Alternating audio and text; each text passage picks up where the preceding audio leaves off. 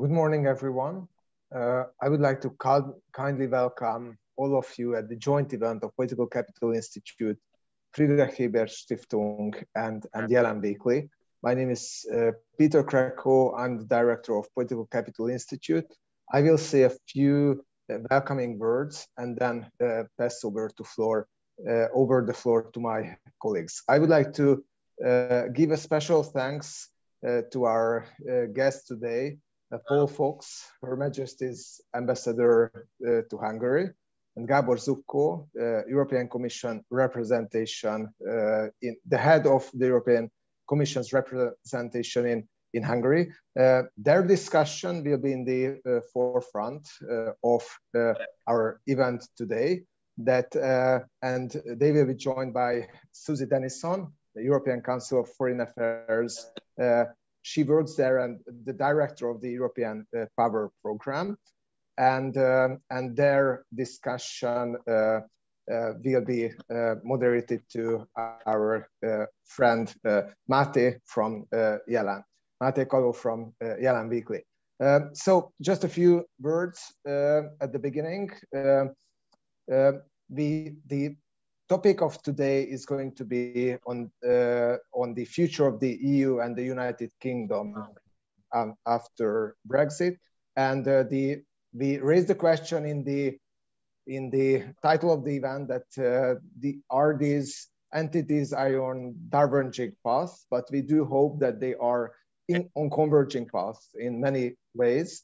And I have to personally admit that when the majority of the voters in the United Kingdom decided to leave the European Union, I was quite sad myself, and I think it was a shared experience of many at Political Capital Institute.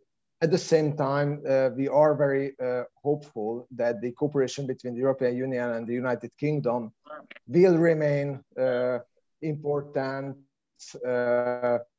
and fruitful in the future, and it must be. We see that there is practically no other way. Political capital is an institution that has its values, such as parliamentary democracy, market economy, human rights, and Euro-Atlantic and value-based foreign policy. And I think in all these fields, the cooperation of the European Union and United Kingdom are becoming essential. We have the luck that we could have cooperated with institutions of the European Union and also with the British Embassy as well, that has been a partner for us in many important projects. So the questions that we are going to discuss today are quite broad. The United Kingdom's departure from the European Union led, of course, to raise many questions, but also it will change the long-term foreign and security policy cooperation between the two entities. What foreign policy priorities and challenges will the EU and the UK face in the post-Brexit era? How will supply chain threats evolve in the future? What are the rooms for cooperation? How will bilateral relations evolve between the UK and the EU after Brexit?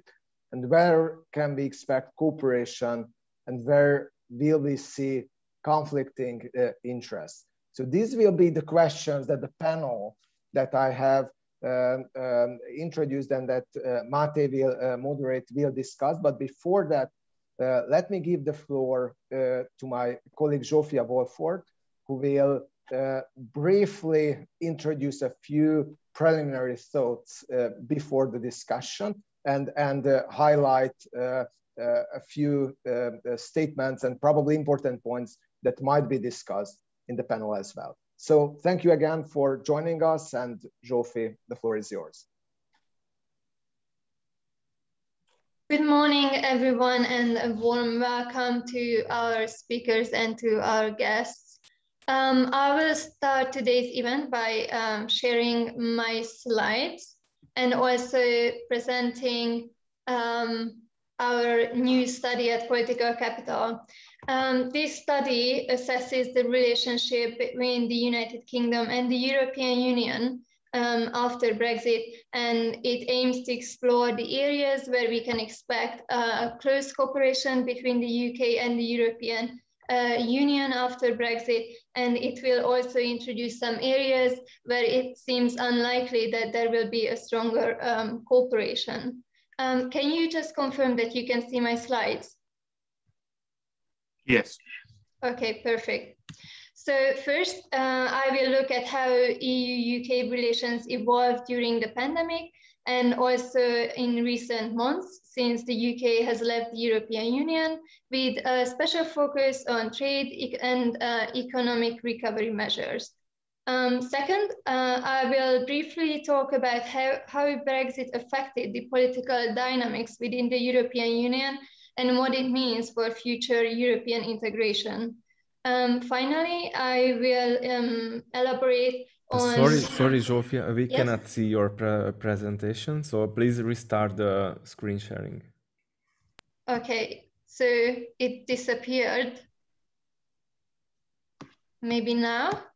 Mm-hmm. Perfect. Okay, so finally, I will talk about where British and European foreign and security policies are heading and whether there is a room for further cooperation in the future. To start with, economic recovery in the United Kingdom can be expected to be much faster than in the European Union because of the UK's ambitious support and stimulus packages, and also because of the relatively quick rollout of the vaccination program. At the same time, the European Recovery Fund still has to be approved by member states on a national level, which might take even years if we see legal challenges being mounted against the Recovery Fund in one or more member states, as we have already seen some signs of it in Germany. This January, we have seen a significant decrease in trade between the EU and the UK, with British exports falling by 41% to the EU, and you can see this on the slide as well. Since then, we have seen a rebound in trade, but it remains unlikely that trade will return to pre-Brexit levels in the near future between the UK and the European Union. This further exacerbates the situation of small and medium-sized enterprises both in the UK and the European Union because they heavily rely on trading between the two blocs, and now they are facing challenges because of the pandemic, but also because of new trade regulations being introduced, like the rules of origin requirements. At the same time, the United Kingdom is working on diversifying its markets and supply chains by increasing cooperation with emerging markets in the Asia-Pacific, while also introducing new measures to protect its industries from strategic rivals like China or Russia. This strategy was set out in the recently published integrated review called the Global Britain in a Competitive Age. While similar objectives were articulated in the EU Strategic Forecast report that was adopted last year, and it is a document that aims to set out a roadmap for the European Union to establish a more resilient economy after the pandemic. It can be still said that the EU's efforts have been so far proved to be less fruitful because of the bureaucratic challenges and also because of disagreements between member states. Moving on to European politics, it can be said that Brexit not only shapes trade relations between the UK, the EU, and also third countries, but it also shapes the political dynamics within the European Union.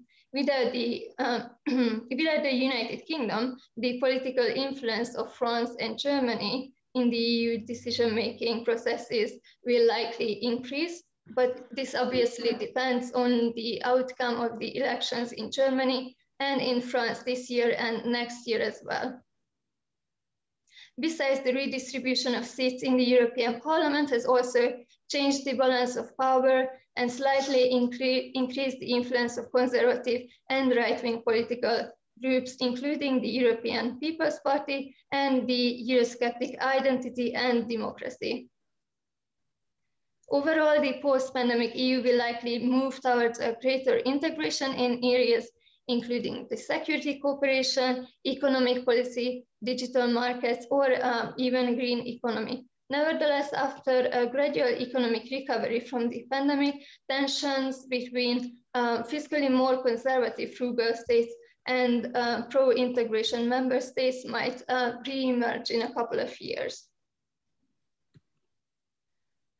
Finally, moving on to the future of foreign and security policy in the UK and in the European Union, we are seeing that geopolitical considerations are becoming increasingly important for both the UK and the EU, and this is reflected both in the integrated review and in the EU strategic foresight report that I just mentioned. While the UK is trying to re-establish itself as a global actor and strengthen its ties with Five Eyes allies, the EU is pursuing its strategic autonomy that have a potential to undermine multilateralism in the short and in the midterm as well. In terms of foreign policy priorities, the United Kingdom has been an important ally to Eastern member states such as Poland, the Baltic countries, the Nordic countries, in bringing the Russian threat to the forefront of European foreign policy and diplomacy as well. However, this might change after Brexit, and the security perceptions of southern member states may become more dominant in EU foreign policy, potentially leading to a shift in foreign and security policy focus to Africa and to the Middle East as well, while in the UK, we are seeing a foreign policy shift towards the Asia Pacific. Regarding China, both the UK and the EU are pursuing a dual track approach. They are both trying to maintain good relations, as it's crucial for their businesses, for various industries, and for issues including climate change as well. At the same time, both have to protect their interests and stand up for values, including human rights or the rules-based order, which poses a considerable challenge to engaging with strategic competitors. The leaders both in London and Brussels stated that close cooperation between the two would remain crucial following Brexit. However, the past months suggest the opposite, as we have seen very limited cooperation between them, despite that both are facing systemic challenges, including the pandemic and strategic competition. So to sum up, it can be stated that multilateralism will lose significance both in the UK and in the European Union, as they are both pursuing their strategic interests independently from each other on a more and more competitive global stage. If you have any questions regarding the study, you can ask questions in the chat box, I think, and we will have a Q&A session at the end of the panel discussion. Thank you very much. Over to you, Matti. Thank you so much, Zofia. That was a very nice presentation, and thank you for your contribution. To all of those who are just joining us, I would quickly like to remind you that this is a joint event of the think tanks, Political Capital, and the Friedrich-Ebert-Stiftung. And also, I'm very proud to represent the political weekly Jelen here as the moderator of this panel, which is titled "The Future of British and European Foreign Policy and Bilateral Relations After Brexit." And also, I would like to shortly introduce our guests today in alphabetical order. Miss Susie Dennison, who is the director of the European Power Program at the prestigious European Council on Foreign Relations, or ECFR. Susie is London-based, and welcome on the panel.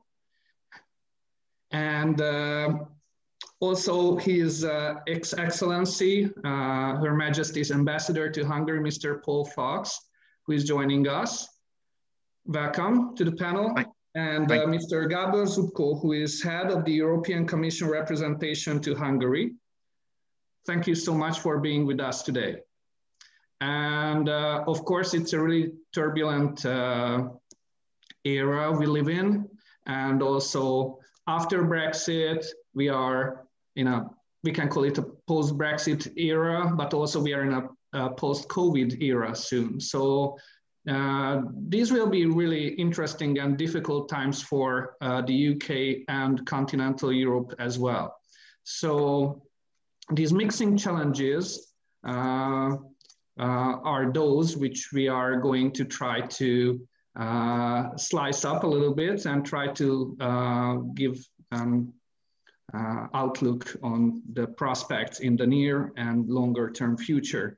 So first I would like to ask our guests to quickly give an overview on the current state of affairs. And I would like to start with Ms. Dennison to give us her take on the current tendencies, and in the short period of time since the hard Brexit, how does she see this relationship between the EU and the UK in these difficult times? Well, thank you very much for the opportunity to join the discussion today. And I'll just start with an apology that I'm actually not London-based. As you can hear from my accent, I am British, but I'm based in the Paris office of ECFR. Okay. But I think as the mother of 3 Franco-British children, I have a unique interest in seeing UK-EU cooperation work. So I think what I lack in location, I make up for in enthusiasm about the subject. Just a few reflections from me. I really enjoyed reading and listening to the presentation of Sophia's paper. And I think sort of my main point that I'd like to make this morning is that while I very much agree with the analysis that she sets out on the sort of the differences between the current approach from the EU and the UK in terms of thinking about their foreign policy strategy, I come to slightly different conclusions about where I see potential for working together.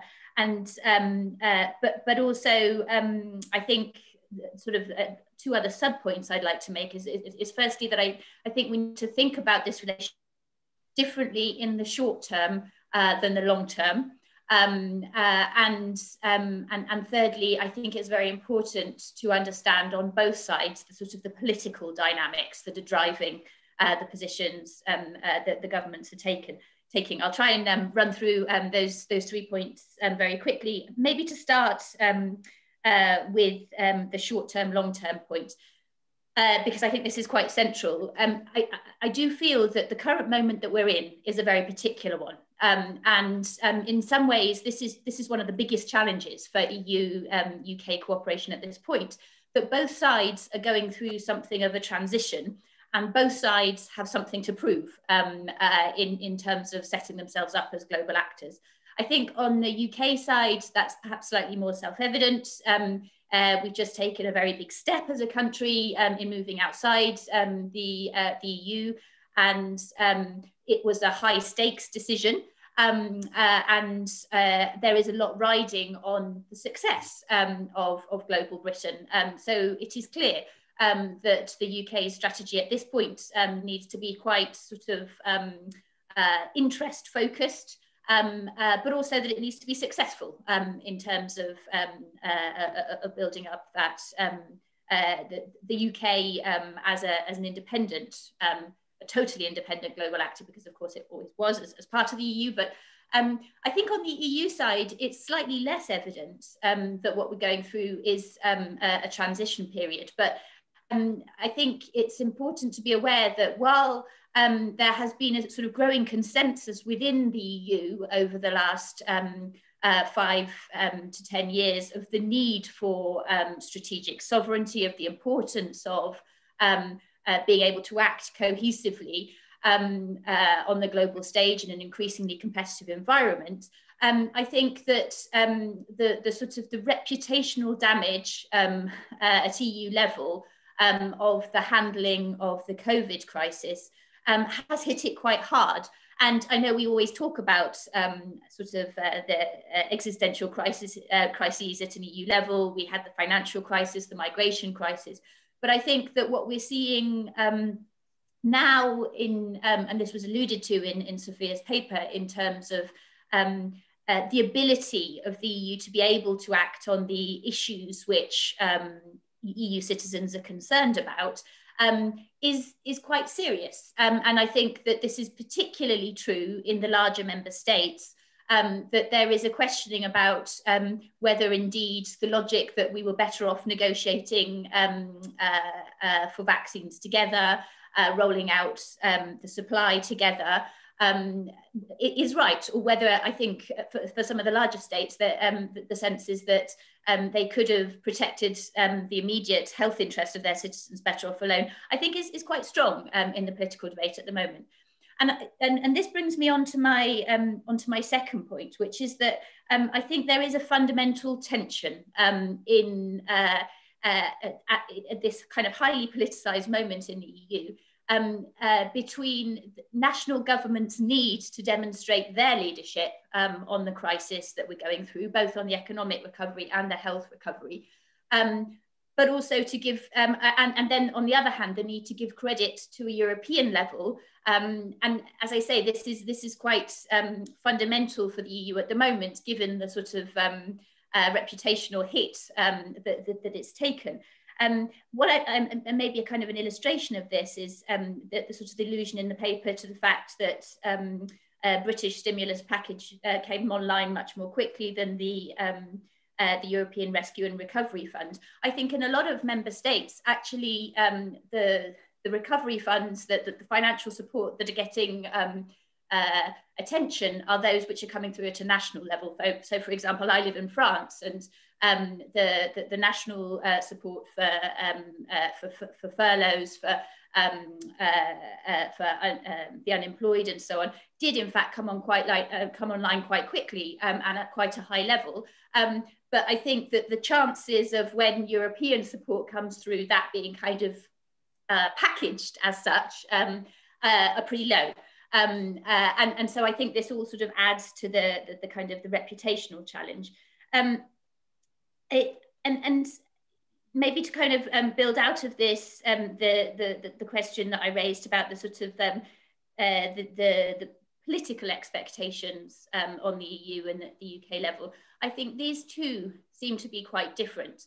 The assessment that we can see in the public opinion polling that we're doing at ECFR, in terms of the expectations that people have on European and national level of government, do seem to be slightly different. So I think that, you know, the strategy that the UK is building, set out in the integrated review, is one that is very much focused on the UK national interest. I think that there is a strong expectation on national governments across the EU to sort of to operate on an interest basis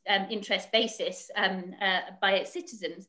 But I think that there is perhaps a slightly different role expected of the EU. What we can see in our public opinion polling is the importance of the idea of the EU as a defender of European values, of democracy and human rights in the world.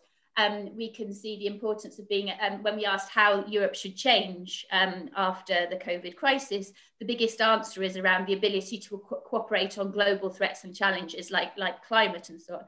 So I think what you can see is a sort of a slightly separating off of in European citizens' minds of what is the responsibility of their national government and what they want to see from the EU as a global actor. So I think this. Yeah.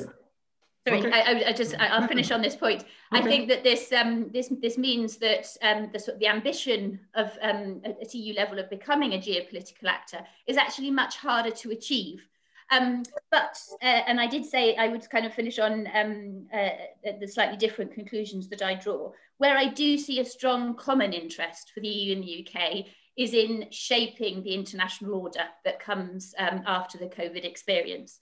And I think that the need for a level playing field, a rules-based system, and the ability for countries to be able to compete fairly when it comes to tech, when it comes to trade, when it comes to rebuilding economies after the crisis, but also when it comes to delivering global goods like global health, like climate action and so on. I think there is a very strong interest on both sides.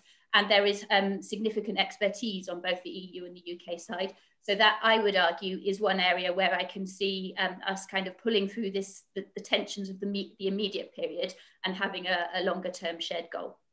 Sorry if I've gone on too long. No, thank you so much for your contribution. And I will like to follow up on that one.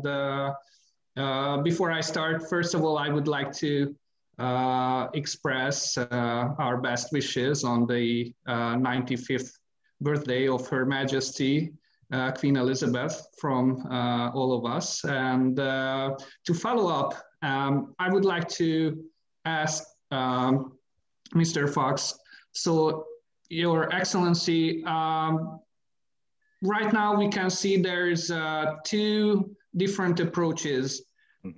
Maybe it's only communicational, but it can be also substantial approaches, one of which is try to keep most of what was working before Brexit between the UK and other continental EU countries. And then maybe have some more freedom, you know, in trade negotiations and other types of bilateral relations of the UK.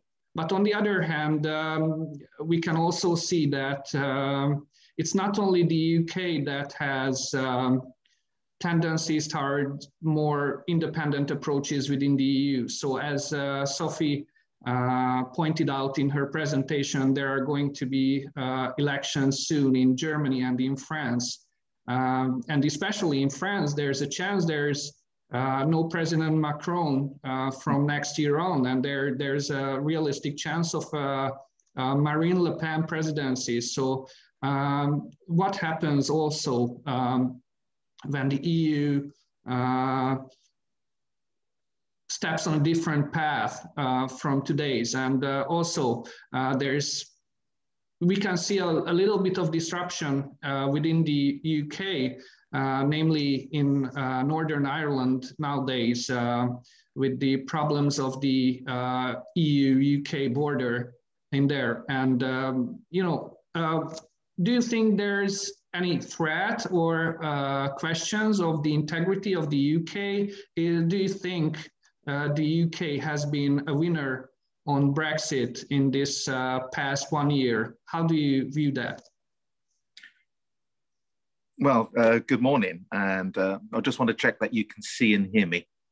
Yes, we can. Thank you. Excellent, and thank you very much for birthday wishes to Her Majesty. Huge amount to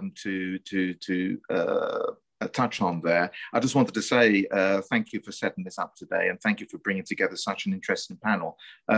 I particularly agreed with quite a lot of what Susie Dennison had to say. I'll try and be brief as well, because I know we've only got another half an hour to go. Let me start in terms of a starting point, you know, the future of British, European and British and European foreign policy and bilateral relations. Is there a future? Yes, of course there's a future. Just because we have left the European Union, that doesn't mean to say that we are going to turn our backs on Europe entirely. And no, we have to engage with Europe. We're still a European country. So we're just moving into a different phase in our relationship with the countries of Europe. So that's the first thing. And I like to look at two starting points. One is obviously the Trade and Cooperation Agreement. I'm not going to go into the details of that. We're not here to talk about the technical details, but that provides a framework for that future relationship. And then, of course, there's the Integrated Review, which we published earlier this month, which is a statement of intent of our future in the world, our position in the world, and how we want to engage with it. In terms of looking at the future relationship with the European Union and with the TCA, the Trade and Cooperation Agreement, as the foundation for that future relationship, one of the things I do want to point out is the importance of politics. Yes, that's about trade, it's about cooperation, but, and this goes to the point which Susie has mentioned about short-term versus long-term. I mean, making that work depends upon political will on both sides to make it work. The British government was pretty alarmed by some of the actions taken by the Commission early on in the vaccine rollout, protocols being used, the Northern Ireland Protocol being invoked potentially to shut the border in order to prevent vaccine exports, so on and so forth. I think that personally was a mistake, because these were sort of like nuclear options, but they seem to press that button fairly quickly. But on the other side of that, when there's a political will, there is a way through. For example, on financial services, there was an MOU agreed between the UK and the European Commission in order to talk about the access of UK financial services companies to the European Union. And there seems to be progress there. So very much is about the political will on both sides to engage, to talk about these things, to find a way through, to frame, shape, determine the nature of that relationship. And this comes to the point which Susie Denison was making, is that both sides are in a transition. We acknowledge it. That's why we've produced an integrated review. And that was part of the intention of our exit from the EU. The present government decided this was the opportunity to not only just leave the institutions of the European Union, but look at our position in the world and think hard about how we want to be perceived, how we want to engage, and what we want to achieve. And I think the integrated review is important. It's a terrible title because it sounds very technical and it sounds very academic, but it is a statement of intent. It is looking at the world as we see it now, and is looking at how we need to engage with it. And there are continuities, clearly. The US is still going to remain our key ally. We are still going to promote our values, our commitment to human rights, democracy, rule of law, and so on. And when it comes to security, very much focused on Europe and very much seeing NATO as the bedrock of our security. But there will be shifts. I mean, the key shift is, as I think was already alluded, is that the international rule-based system is changing. There is more systemic competition, and the key systemic competitor is China. How do we react to that?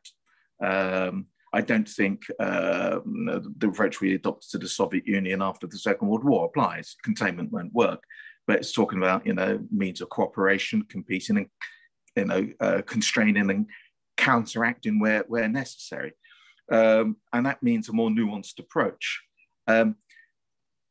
So the international rule-based system is changing. We want to try and influence it as a member of the P5, as a G7 member, so on and so forth. We have a role to play, but we also acknowledge the fact, and I think this is the second important point, that we have to work together with others.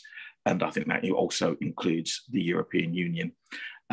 So that's more or less makes it clear that we have to cooperate, we have to engage, we have to work with members of the European Union in the future as we face the challenges of this modern world. And of course, I would say one of the key threats, the direct threat for us in Europe remains Russia. Obviously, we're looking to NATO in terms of preserving our security. But again, that means working with our European partners.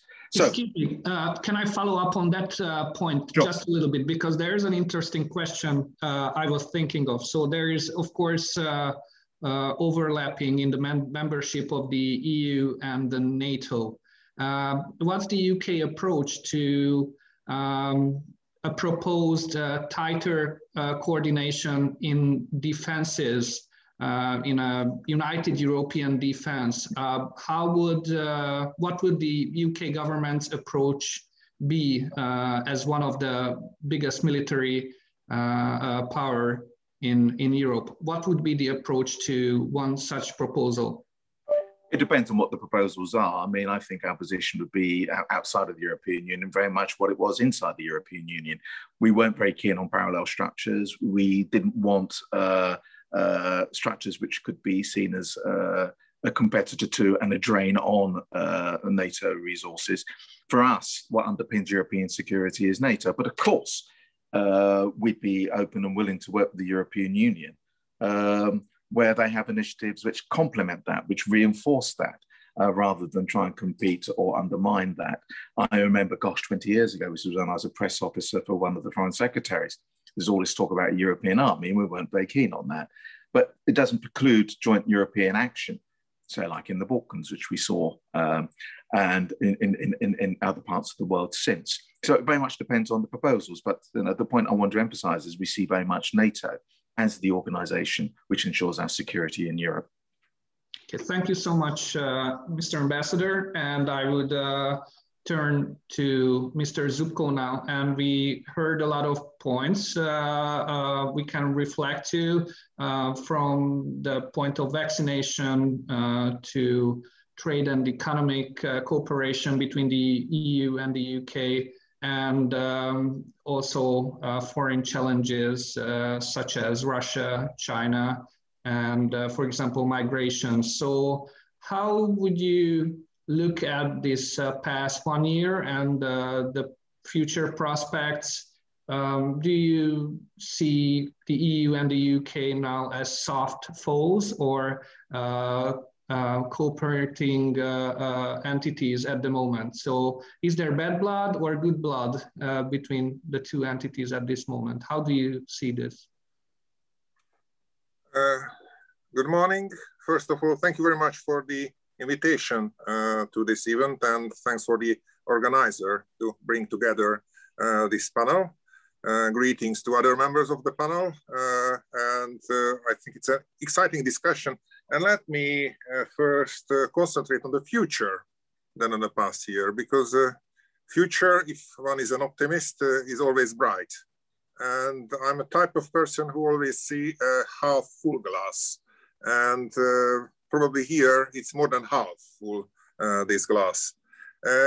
And I always say I very much regret Brexit. I regret that the United Kingdom left the European Union. But let's look at the future.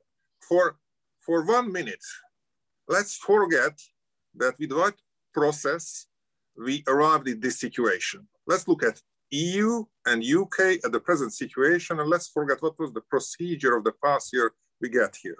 And we see that UK, in fact, is here in Europe. Geographically, UK is a neighbor. UK is a good neighbor, cooperating neighbor in dialogue, close economic partner, large trading partner. And while there is no formal or structured cooperation on foreign and security policy, but we still cooperate on these policies. And we have a structure of agreement, what already His Excellency mentioned. We have a trade and cooperation agreement, including a free trade agreement with 0 tariffs on goods. We have cooperation on economic, social, and environmental issues, close partnership on citizen security with very concrete cooperation in the interest of security. And we have similar views and commitment on global issues. Would it be climate change, or we could also mention that we are closely aligned on fundamental approaches on global challenges. Would it be international order, effective multilateralism? So we have many things in common, and we think about these values in a similar way, which is, I think, a good start. And if I go back a little bit in the past, it was clear that Brexit will be challenging and it will have negative effects. We might have differing views, high negative, how much these effects are negative and which are those effects. But we could be happy that there was an orderly procedure. Not everybody was sure about it, that it will be an orderly procedure, and we will have at the end a cooperation agreement, and we have a cooperation agreement. And indeed, there are challenges, and one rightly said there is a short term, there is a long term. In the short term, I think there are technical challenges. The Northern Ireland protocol has been mentioned. I think part of that is a phasing in procedure where we have to improve. There are debates, time to time heated debates, but part of those issues could be solved and can be considered as technical challenges. For example, customs administration could be improved, can be improved, and also trading partners can get used to the procedures. So some of the negative effects could be solved, and some will be lasting because, of course, when there is a custom procedure, it has an effect on trade. But at the moment, we don't know how much of this recent decline is due to COVID and how much is due to, in fact, to the new settings. Dialogue is continuous, and of course, as we say, the best relation with the European Union is to be a member of the European Union. Well, we did our best in the past years with long and difficult negotiations that we have friendly cooperation even after Brexit in the framework of the trade and cooperation agreement and beyond, because we can cooperate even beyond. As Carnegie Europe's analysis says, there can be no Brexit from geography. UK is in Europe and is a close neighbor and a close partner, and we build many issues on similar approaches and similar values. If one asks whether we are on diverging paths, and this is the first question here, probably temporarily and the short term in some issues, yes, but I don't think that they are opposite in divergence. But in some strategic international global issues, I think in the long term, those won't be diverging paths because there will be cooperation. Let me have just a few remarks on this excellent presentation and paper, which has been presented at the beginning, which most of the findings I would agree. So I would mention those where probably I would like to add some remarks. One is the vaccine strategy. UK has a very strong research background, production capacity, and I'm very happy that they are advancing well with their vaccine strategy. In Europe, there are several countries with very strong research, some countries with very strong production capacities, and in the European Union, there are some countries which don't have such research capacity and which don't have production capacity. So some countries in the European Union having concentrating with very good contracting, all of their capacity for local use could be at similar stage of vaccination like the UK. But the EU has an approach based on solidarity that we shared and pooled this European production capacity and shared with those countries too, which don't have their own production capacity. So in fact, I think at the end, it was the right approach. The EU's approach to vaccination strategy, because it would have been much worse if 27 would have competed against each other to the limited capacities, and some countries without production capacities or probably less economic power would have ended up without a European source for vaccine delivery. So, and I think recently it has been accelerated and it will close up, and let's hope or target 70% vaccination rate by the end of summer will deliver. Another remark on the rescue packages, and there is I think from the viewpoint of the European integration, this next generation EU package is an unprecedented in size and also in its construct and its model as a rescue package. But I wouldn't compare a national program with the EU's program, because EU member states also have national programs. So here I think one should take into account also national and also EU level when compares these different rescue packages, because some packages also in Hungary are already implemented. And the EU's recovery approach has different objectives probably than the national packages, really serving the long-term green and digital transition targets. And lastly, which I already mentioned, some of the effects what we see on cooperation in economic or trade cooperation, we don't know how much it's affected by the coronavirus, how much is affected by really the Brexit and the new setting, and how much those are temporary, because when a new system is starting, there are always problems. But some of them with good dialogue, and we are in permanent dialogue with the UK, how we can improve, how we can implement, even though there are debates, there's time to time difficult debates, but the dialogue is ongoing and we are searching for solution for these issues. So all in all, yes, some divergence, but I think in the long term, there are many more issues where we have a common interest. And I fully agree that one of these is how we can shape together the global order after COVID. So thank you very much for your kind attention. Thank you so much for your contribution. And now I think as we are approaching the end of this panel, we can turn to our Q&A discussion. And we have a couple of questions already coming in.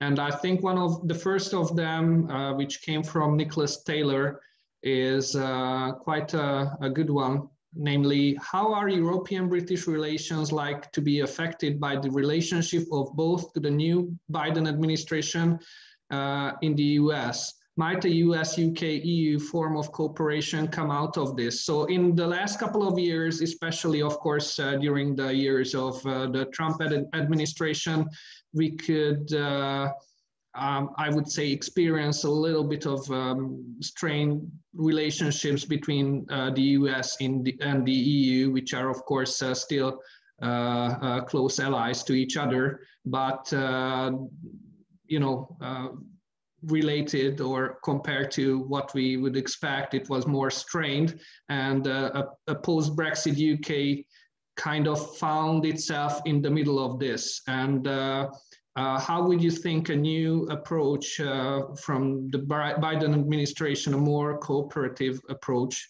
if you would call it that, could enhance or reinvigorate a new North Atlantic alliance in this sense?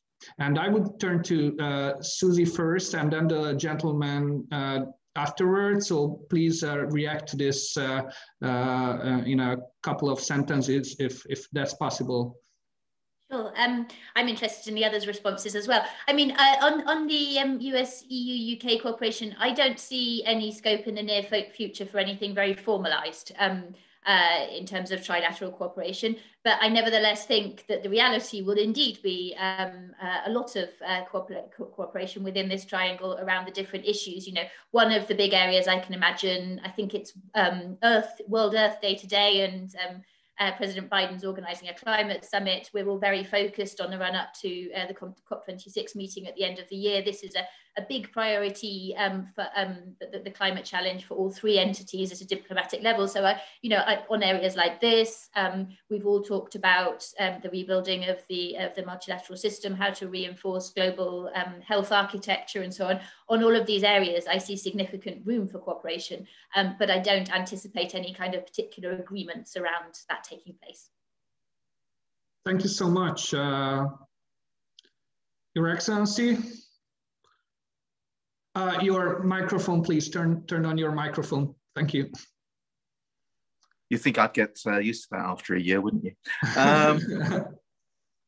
Yeah, again, I agree with quite a lot of what Susie says. I don't think we're looking at any formalized type of structures or relationships. But what is clear is that the Biden administration is one willing to engage, is acting in a more predictable fashion, more structured, systematic fashion.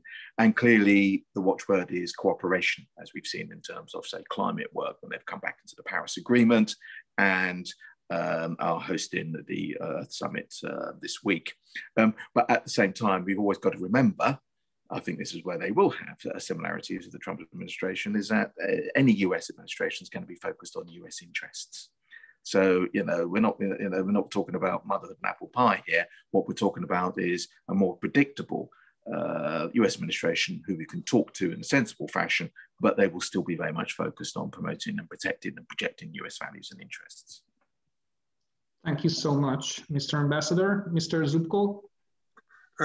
As I already mentioned, the issues of fundamental approaches to global issues or international order or multilateralism, the views between the UK and the EU are quite similar. So the big change happened in the US approach and the US policy recently, and we can and we will, I think, happily cooperate, even if not formally, again on effective multilateralism, on global issues, including climate change, where I think the recent initiative are most welcomed from the part of US, and I think EU and UK will be a constructive partner on those, or we can speak about open and resilient global economy also. So I think there will be good cooperation even without having a formal institutional structure for that. Thank you so much for the brief answers. And also there's a more Brexit specific question coming in from Miklós Somai, namely whether the Northern Irish Protocol is working. Don't you consider you should get rid of it? What's your quick take on it? I know it's a very tough one, but please give it a go. Okay.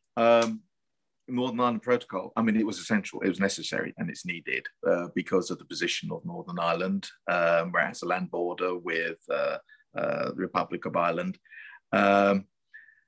This goes back to the point I was mentioning before, which is there are issues about its operation, but having seen it now in action, that means we have to engage, we the UK have to engage with Brussels, talking about how we make it work better.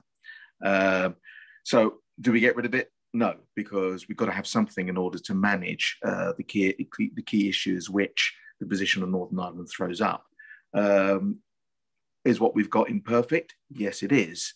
But does that mean to say it's not open to being improved? I think it is. So it's got to be part of the continuing discussion with Brussels. And of course, what I'm focusing on is clearly about goods going from Northern Ireland to Great Britain, to the rest of the United Kingdom, and whether the checks, the measures that are in place can be reviewed, perhaps made a bit easier.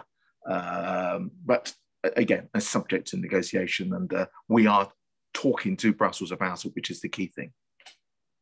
Thank you so much. And I would like to bring up another quick question for Mr. Zubko. And we already mentioned and talked about foreign relations of European countries towards third countries, namely China and Russia. And China was brought up as a potential foe, and also in the presentation it was mentioned as a country towards which the European Union and member states have a dual approach.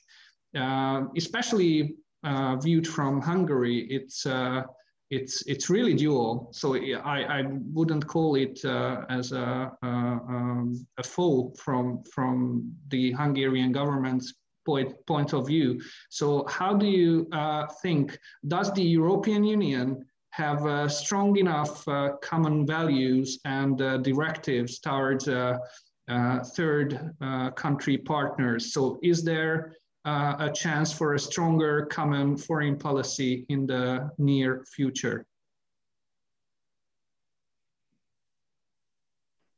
So thank you.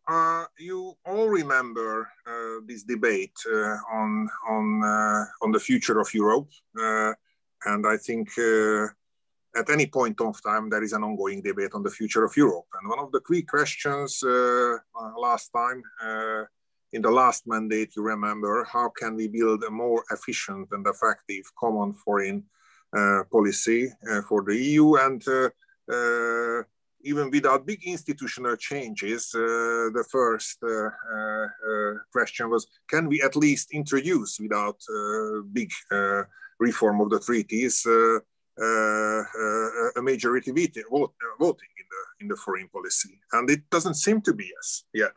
So you know that foreign policy is based on total agreement of all member states, and we have strong views and strong voice when we have a common voice in foreign policy, and this time to time can be challenging and can be difficult. As in the while in the presentation we have seen that we have similar approach with for example with the UK with Chinese issues, while we have clearly values, common values, which we try to present. How effectively we can present it depends on whether we can all agree, all member states can agree the position to be followed, while at the same time, as you mentioned, this double track approach, China is a major economic partner. And let me mention a third issue, that it seems to be that in climate issue and climate change, China tries to represent a positive role more recently also. So I think it is a homework for us. We have a conference on the future of Europe just starting, a debate, what kind of Europe we want. In my view, if we want a stronger geopolitical Europe, we have to think about how we can have a more effective common foreign policy, probably with majority voting, probably with other changes. But for a stronger Europe, a more effective decision-making based on common European values would help to increase this geopolitical role for Europe.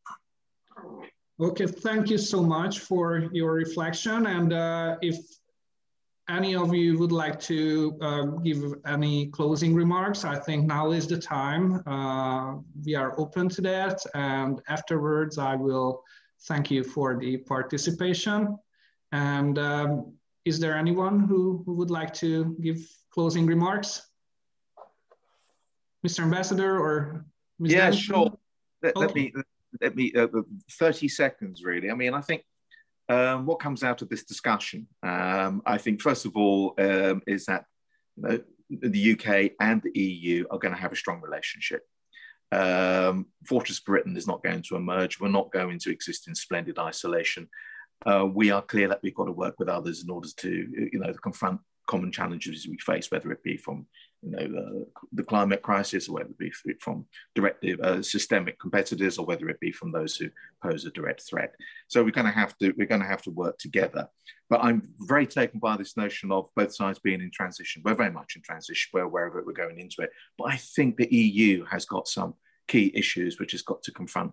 It's also in transition, and I think the tension between national governments and EU institutions, which in many ways drove or certainly informed Britain's departure from the EU, is something which is going to dominate European discussion for some time to come. Of course, we are now interested observers rather than anxious participants, but it's important to us.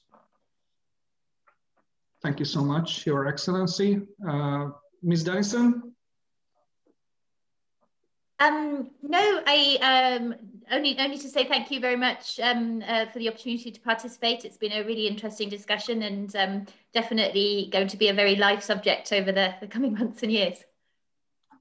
Okay then, yes. So if just very shortly, UK left the EU but hasn't left Europe.